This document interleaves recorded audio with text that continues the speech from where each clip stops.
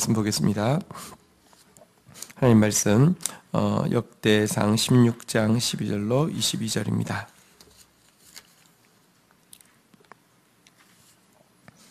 한 절씩 교독하시겠습니다. 12절.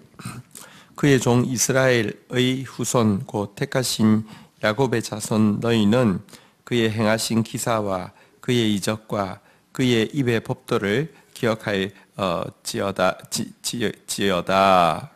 그는 여호와 우리 하나님이시라. 그의 법도가 온 땅에 있도다. 너희는 그의 언약 곧 천대에 명하신 말씀을 영원히 기억할지어다. 이것은 아브라함에게 하신 언약이며 이삭에게 하신 맹세이며 이는 야곱에게 세우신 율례 곧 이스라엘에게 하신 영원한 언약이라. 이르시기를 내가 가나안 땅을 내게 주어 너희 기업의 지경이 되게 하리라 하셨도다. 그때에 너희 사람 수가 적어서 보잘것없으며 그 땅에 객이 되어 이 민족에게서 저 민족에게로 이 나라에서 다른 백성에게로 유랑하였도다. 여호와께서는 사람이 그들을 해하기를 용납하지 아니하시고 그들 때문에 왕들을 꾸짖어 이르시기를 나의 기름 부은 자에게 손을 대지 말며 나의 선지자를 해하지 말라 하셨도다. 아멘. 네. 자, 이제 찬양대의 찬양의 내용이 이제 나오고 있는데요. 자, 먼저 12절 같이 한번 읽도록 하겠습니다. 12절 같이 읽겠습니다. 시작. 그의 종 이스라엘의 후손 곧 택하신 야곱의 자손 너희는 그의 행하신 기사와 그의 이적과 그의 입의 법도를 기억할지어다. 자, 먼저 이제 이스라엘 백성들에 대해서, 그러니까 지금 찬양대가 찬양하라고 요구하고 있는 사람들이 이스라엘 백성이고요. 또 이제 우리들이잖아요. 우리들에 대해서 여기 보니까 이스라엘의 후손 곧 택하신 야곱의 자손 이렇게 이야기하고 있습니다. 당신의 종으로 하나님께서 택하시고 이스라엘이란 이름을 주신 야곱의 후손이다, 이렇게 이제 풀이할 수 있겠는데요. 여러분, 하나님께서 택하셨다. 이것은 우리가 은혜의 핵심 개념 중에 하나인데, 여러분 사실 택함에 이유가 있다고 하면 은혜가 아닙니다. 근데 물론 우리가 뭐 이런저런 지나서, 예를 들면 우리 사울이 택함 받아서 이제 바울이 되었습니다. 지나서 이래서 하나님께서 불쌍히 여기셨나 보다, 이래서 택하셨나 보다, 이렇게 이야기할 수 있지만 계속 말씀드립니다. 그것이 필요 충분 조건이면 하나님이, 예를 들면 내가 한 게 필요 충분 조건이면 그건 은혜도 아닐 뿐더러 하나님이 만약에 안 하시면 하나님 나쁜 사람 되는 거예요. 하나님에게 얼마든지 우리 항의할 수 있고요, 따질 수 있고요, 이렇게 되는 것입니다. 사실 그냥 하나님께서 선택하시기 위해서 건수를, 빌미를 잡아서 사실 하나님께서 하실 뿐이지, 택하심 자체가 생각해 보면요 너무너무 은혜입니다. 왜 나를 택하셨느냐? 이유 없습니다. 왜 구레네 시몬을 택했느냐? 이유 없습니다. 우리 같은 자가 택함 받은 것, 왜 강도 중에 한 사람이 이렇게, 왜 둘이 똑같이 죄를 지었고 똑같이 죽어가는데 왜 한 사람이 그 이야기를 하고 한 사람은 도리어 욕했을까요? 사실은 이 사람은 워낙 착한 강도였어. 아니요, 그런 거 아닙니다. 사실은 그래서 택하셨다는 단어 자체만으로도 우리가 하나님을, 여러분 하나님의 종 된 게 억울합니까? 하나님의 종이 되지 않으면 인간은 무조건 죄의 종이 되게 되어 있습니다. 보십시오. 요즘 이제 뭐 고위층 비리와 관련해서, 뭐 법조계 비리와 관련해서 막 이렇게 이야기하는데, 법조계 들어가려면 공부 엄청 열심히 해야 됩니다. 죽도록 해야 됩니다. 그래서 들어가고 나면요 죽도록 죄 짓습니다. 정말 온갖 소돔과 고모라는 다 있습니다. 여러분, 인간이요 하나님의 종 안 되면 죄의 종이 되게 되어 있습니다. 또 무늬만 하나님 종이어도요 뒤에서 더 들어온 짓 얼마든지 할 수 있는 게 인간입니다. 우리가 하나님의 종으로 택함 받았다는 사실 자체가 너무너무 큰 은혜인데요, 야곱이 하나님의 종으로 택함받고 나서 주신 이름이 이스라엘이지 않습니까? 우리의 이름이 이스라엘입니다. 이스라엘이라는 단어가 엘이 들어가면 이제 하나님이라는 뜻인데요. 이스라엘 할 때 그러면 이제 어쨌든 앞에 이스라엘이라는 단어가 붙었잖아요. 하나님께서 이스라엘이라는 이름을 주실 때는 야복 강가에서 야곱이 하나님을 놓지 않는 걸 보고 그래 네가 이겼다 하면서 하나님께서 주셨다 이렇게 해설이 되어 있긴 한데요. 상황을 정확하게 보면 하나님이 이겼습니까? 야곱이 이겼습니까? 하나님이 한도뼈가 끝까지 와서 아이고 아파. 야 이거 내가 하나님 가서 치료 좀 받아야겠다. 한 전치 몇 주 나오겠다. 네가 이겼다. 이렇게 된 겁니까? 야곱이 여러분 꺾어지지 않는 한도뼈가 꺾어진 것입니다. 야곱이 사실은 진 것이고요. 게다가 어떻게 또 하나님을 이겨먹으면 여러분 하나님 이겨먹으면 혹은 부모 이겨먹으면 뭐 그냥 흔히 이야기하면 호로자식이잖아요. 그죠? 하나님 이겨먹는 게 신앙생활 하는 게 아닙니다. 자꾸 우리 한국 교회가 이런 게 있습니다. 기도 제목이 있으면 내가 가서 한번 하나님하고 씨름해가지고 하나님 이겼어. 나 수납볼이 뽑았어. 이게 신앙이 아니라니까요. 하나님께 잘 지는 게 신앙인데요. 근데 하나님이 한도뼈가 꺾어진 그에게 이스라엘의 이름을 주시면서 네가 이겼다 그랬는데 그래서 아무리 원어를 봐도 이스라라는 단어에서 이겼다는 뜻은 전혀 찾을 수 없고요. 졌다라는 뜻은 찾을 수 있다고 합니다. 근데 왜 그러면 이겼다고 이야기해 주셨느냐? 하나님 앞에 지면 하나님께 이기는 겁니다. 여러분 자식 이기는 부모 없다 이런 말이 있잖아요. 그죠? 자식이요. 근데 진짜 보십시오.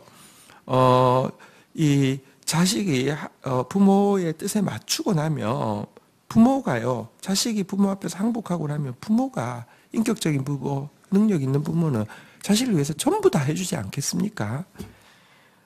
어쨌든 우리를 택하셨고 종으로 세우신 거 은혜인데 그러면서 주신 이름 이스라엘.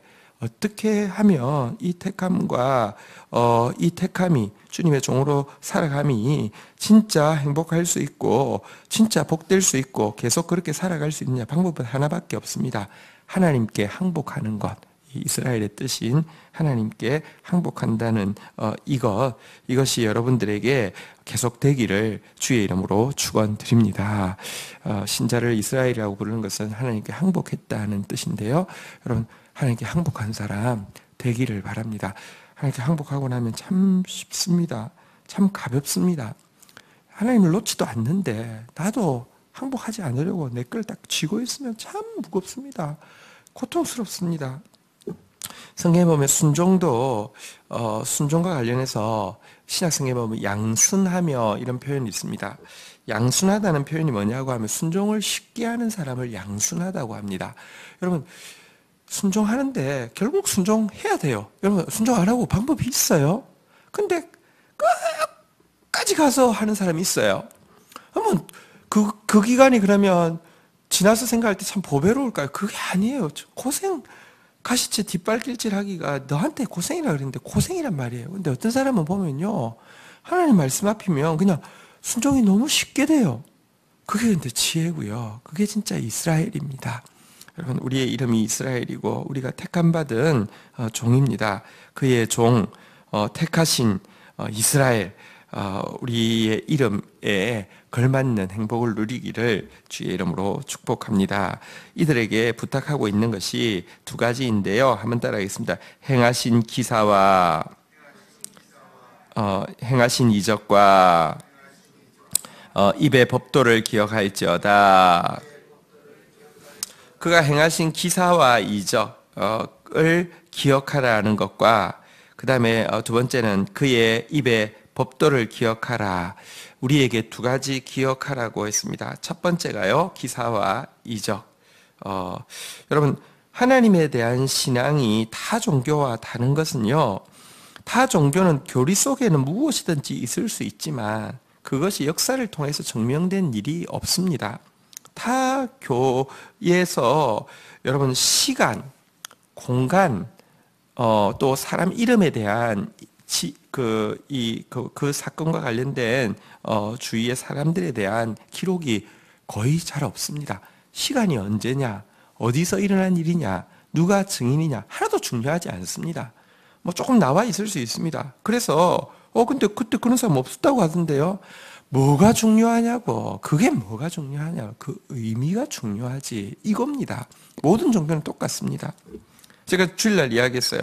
성육신 교리 혹은 부활 교리로서는 여러 종교에 있습니다. 근데 문제는 교리로 있는 것이지 역사를 통해서 증명된 적은 없습니다.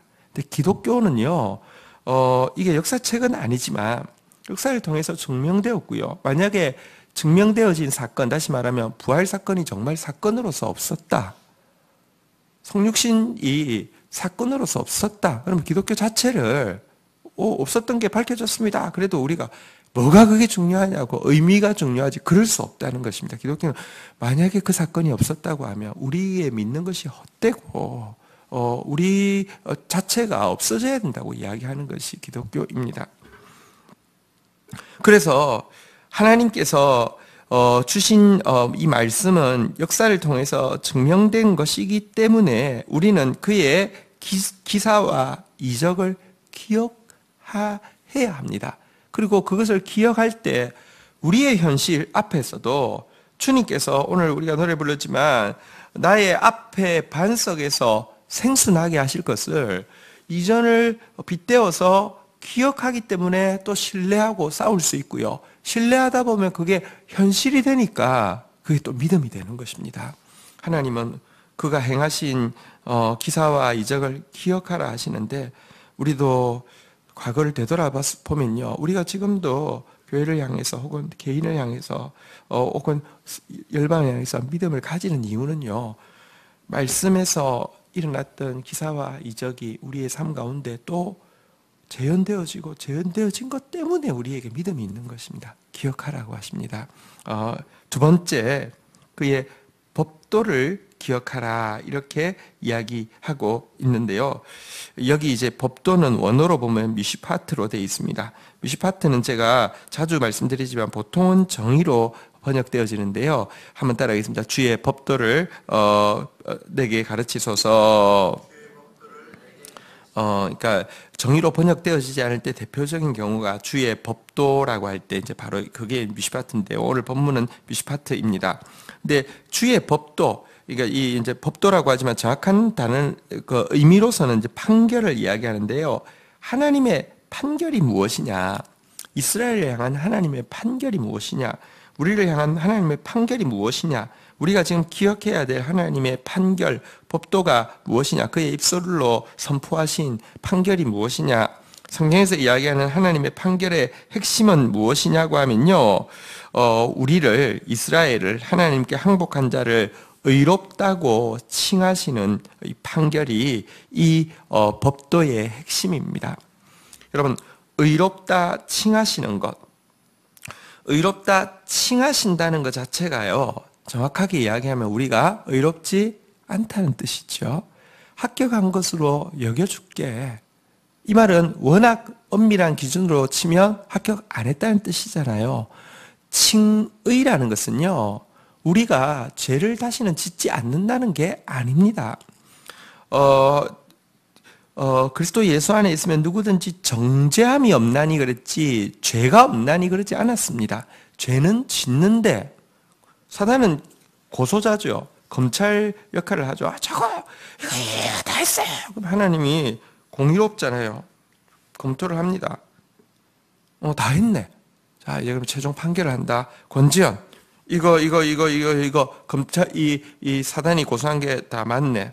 그래서 결론은 무죄야. 사단이 꼭지가 막 돌겠죠. 왜? 내가 그럴 줄 알고 내 아들을 희생했어. 할 말 없는 거예요. 여러분, 여기서 하나님께서 우리를 향해서, 이스라엘 향해서 하신 판결, 이 이제 주의 법도, 판결의 핵심은 의롭다 칭하신 것입니다. 여러분, 이것이 우리에게 있는 영원토록 기억할 최고의 축복입니다. 14절 한번 보시죠. 14절, 15절 교독하겠습니다. 그는 여호와 우리 하나님이시라. 그의 법도가 온 땅에 있도다. 언약 곧 천대에 명령하신 말씀을 영원히 기억할지어다. 한번 따라하겠습니다. 온 땅에 있도다. 천대의 영혼이. 여러분, 이 판결이요, 나 같은 자를 의롭다고 하신 이 판결이요, 지리적으로 온 땅에 시간적으로 천대의 영원토록 미친다는 것입니다. 제가 천국 갔는데 어느 날 하나님이 천국 가서 한 4천 년, 한 4만 년 정도 지났는데 어느 날 하나님이 이야기하십니다. 야, 내가 이게 너무 이거 아닌 것 같아. 법을 새로 개정했어. 그래도 어느 정도 기준이 있어야지. 이건 너무 개판이야. 그리고 다시 법에 의해서 다시 판결했어. 하고는 권지영, 넌 워낙 올 사람 아니었어. 지금까지 있었던 것으로 만족하고 나가. 지옥 가. 이렇게 되지 않게 나를 의롭다고 하신 판결은 영원에 이르는 판결이고요. 나를 의롭다고 하신 이 판결은 내가 어디 있든지, 이 어디 있든지는 물론 이제 공간적인 개념인데, 공간적인 개념이라는 게요, 예를 들어 한번 생각해 보십시오. 탕자가 집 안에 있을 때도 그러니까 워낙에 집 안에 있을 때 집 안에 있었지만 사실은 되게 철없는 짓을 계속 했겠죠, 그죠? 그러다가 그 철없는 생각이 계속 있으니까 결국 집 밖으로 나가 좀 멀리 갔다고 되어 있습니다. 여러분, 지금 이 당자가요, 시간적으로 철없을 때, 철없이 집에 있을 때, 철없어가지고 멀리 갔을 때, 나중에 철 들어가지고 다시 집에 왔을 때, 시간적으로도 다르고 공간적으로도 다릅니다. 그러나 한 가지 변함없는 것은요, 그 아들을 향한 아버지의 이 은혜는요, 이때도 철 들어와서 다시 돌아왔을 때도 변함이 없었습니다. 이게 언약이 영원하고 이게 언약이 어디에서든지 미친다는 개념인데요. 이렇게 우리를 향해서 의롭다고 칭하시는 이 법도 이것이 얼마나 엄청나고 놀라운 것인지 모릅니다. 항복하는 자, 다시 이야기하면 겸손한 자를 의롭다 칭하시는 하나님의 법도를 바꿀 수 있는 시간도, 바꿀 수 있는 공간도, 내가 어디 있든지 간에 바꿀 수 있는 것이 아무것도 없습니다.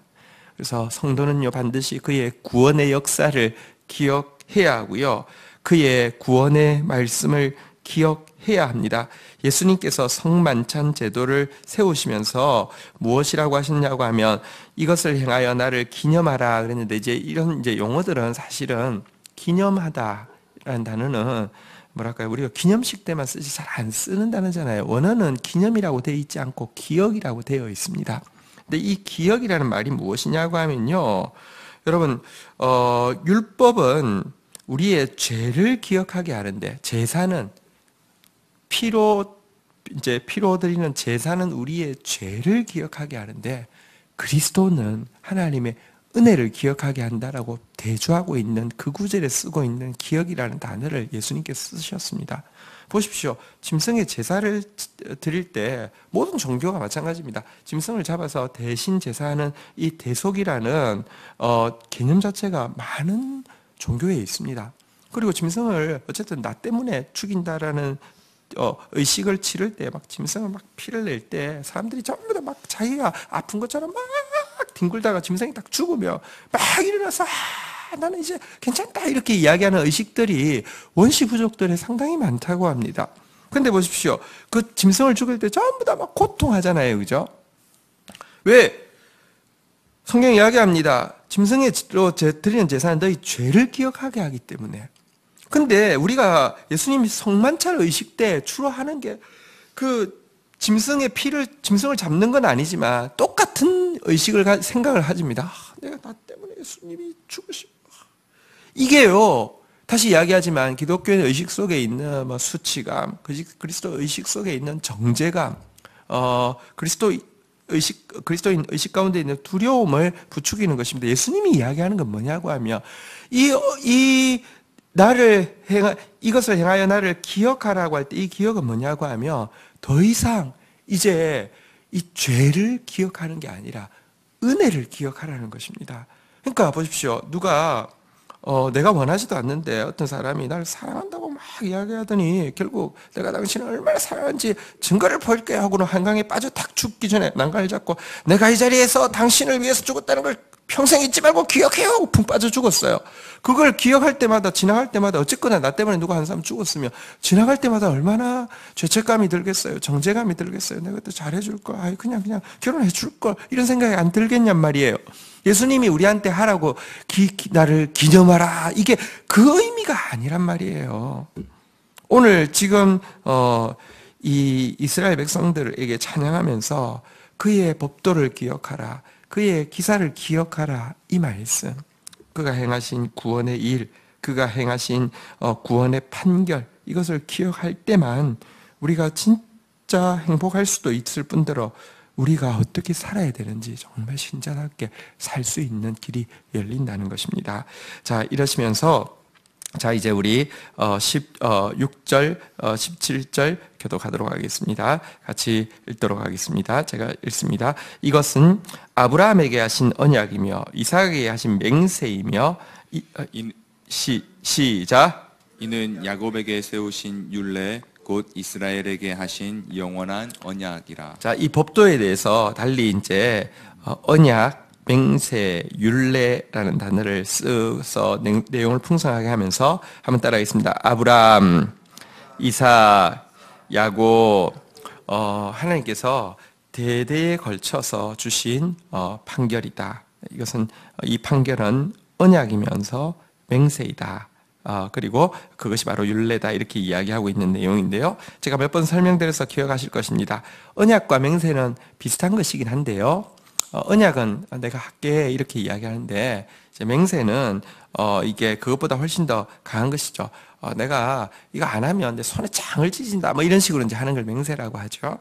근데 하나님께서 우리에게 언약 말씀으로 내가 내 약속 지키게 하실 뿐만 아니라 맹세까지 하셨죠.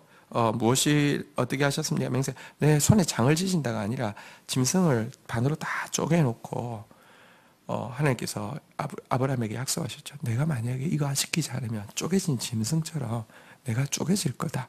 자, 그런데 결국 아브라함은 약속을 안 지켰지만 하나님이 약속을 지켰습니다. 그럼에도 불구하고 쪼개지기는 누가 쪼개지셨습니까? 당신이 쪼개지셨습니다. 당신의 아들을 쪼개셨습니다. 이게 은혜입니다. 어쨌든 하나님께서 언약뿐 아니라 맹세까지 주셨습니다. 그러나 맹세라는 것이 언약과 뭐가 다른지도 제가 좀 말씀드렸는데요. 보십시오. 100원 빌려놓고 맹세할게 갚을게 이러는 사람은 절대로 빌려주지 마십시오. 그 100원에도 아니 1000원에도 10,000원에도 신용이 없는 사람이면 어떻게 되겠습니까? 맹세는 큰 것에 하고 언약은 좀 작은 것에 하죠. 맹세는요. 10분 있다 나 갖다 줄게. 맹세할게. 만 원만 빌려줘. 이 사람도 그 사람하고 맹세하지 마십시오. 10분에 신용도 없는 사람. 맹세는 언제 합니까? 제가 언제 갚을지는 보장을 할 수 없어요. 근데 진짜 맹세할게요. 이럴 때, 근데 또 내가 또 그것에 기꺼이 응할 수 있으면 그 사람은, 그러니까 괜찮은 사람이죠.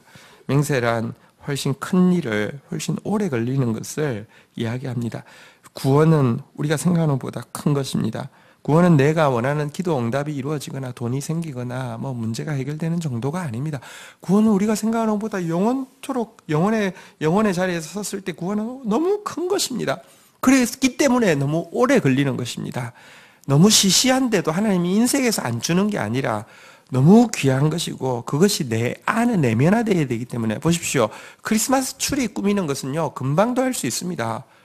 여러분 크리스마스철 되면 미국 같은 데 가면 말하자면 뭐 이렇게 이마트 같은 거 그러니까 이마트가 없지만 그런데 이제 가면요 줄이 다 이미 나무 잘라 가지고 팝니다. 그거 가져와 가지고요 그 세트 해 가지고 하면은 몇 시간 만에 할 수 있습니다. 근데 열매 맺는 것은요 1년, 2년 보통 새로 나무 심어 가지고 열매 맺으려고 하면 몇 년이 걸립니다.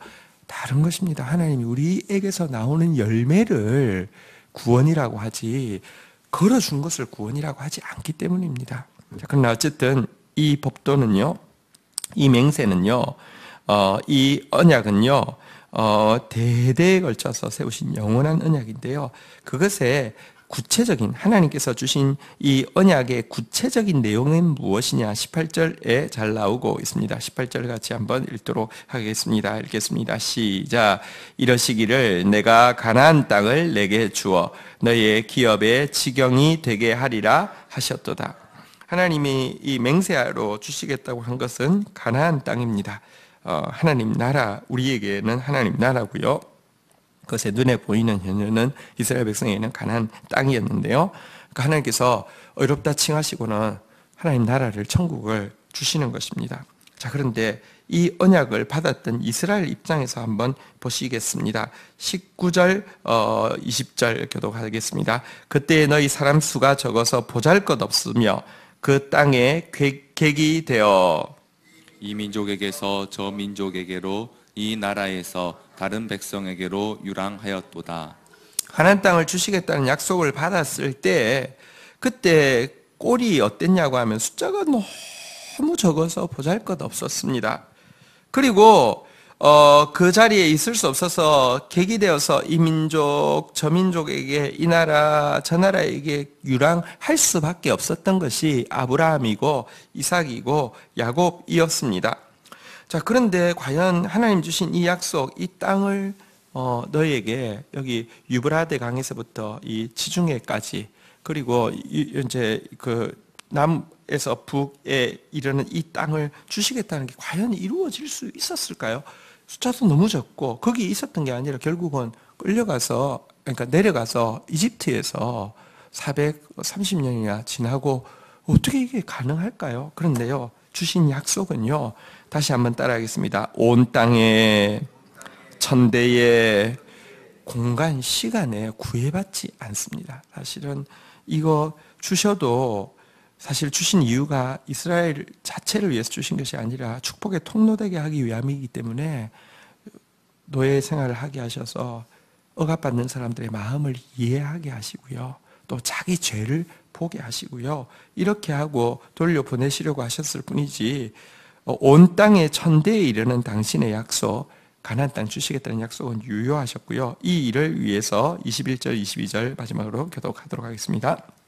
여호와께서는 사람이 그들을 해하기를 용납하지 아니하시고 그들 때문에 왕들을 꾸짖어 이러시기를 나의 기름 부음 받은 자에게 손을 대지 말며 나의 선지자를 해하지 말라 하셨도다. 하나님께서 이 언약을 기억하사 하나님께서 이스라엘 백성들을 억압하는 것을 하나님께서 허용하지 아니하시고 그들을 만약에 그들에게 해를 끼칠 위험이 있으면 하나님께서 왕들까지도 꾸짖으셨습니다. 이것은 성경에 보면 이 이집트의 그 세계에서 제일 강한 바로를 꺾으시고 그들의 손에서 건져내시는 것을 통해서 잘 보여주고 있고요.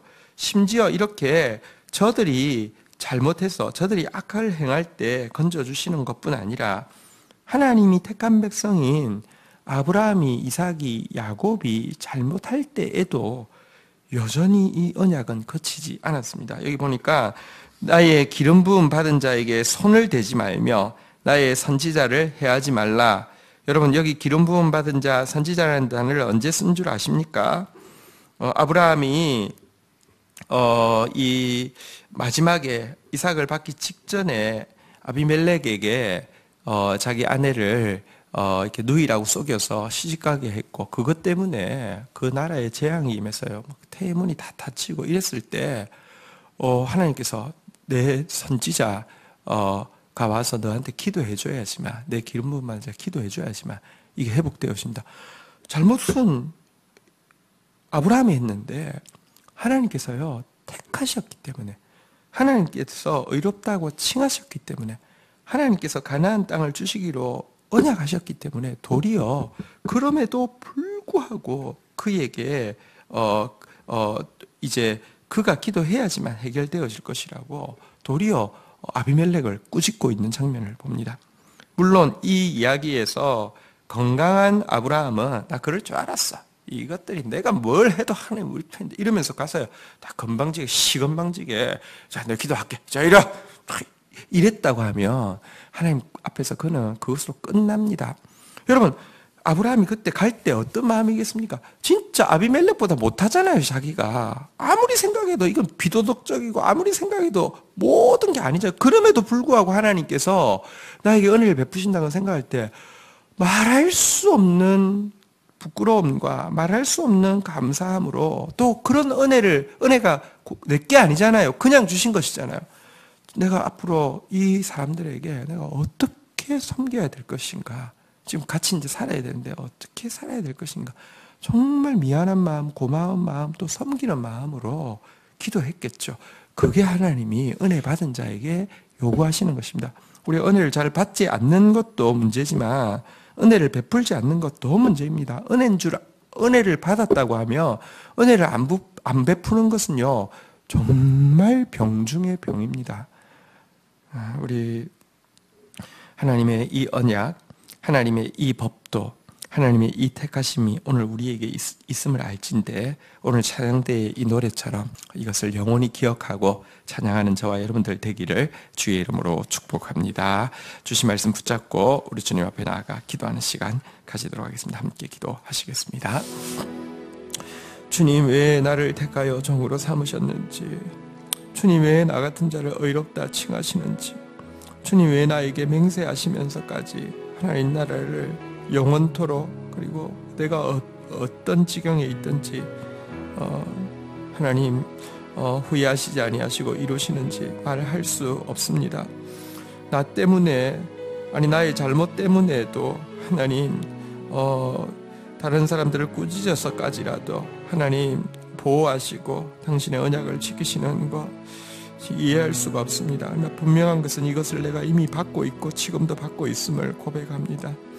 하나님, 그 은혜 앞에 하나님 나의 모든 교만이 무너지게 하여 주시고 그 은혜 받은 자로서 참으로 은혜롭게, 은혜로운 눈으로, 은혜로운 입술로, 은혜로운 마음으로, 은혜로운 행실로 영혼들을 향해 나아가는 주님의 현현이 되어질 수 있도록 주여 우리를 도와주시옵소서. 감사합니다. 예수 그리스도의 이름으로 기도 올립니다. 아멘.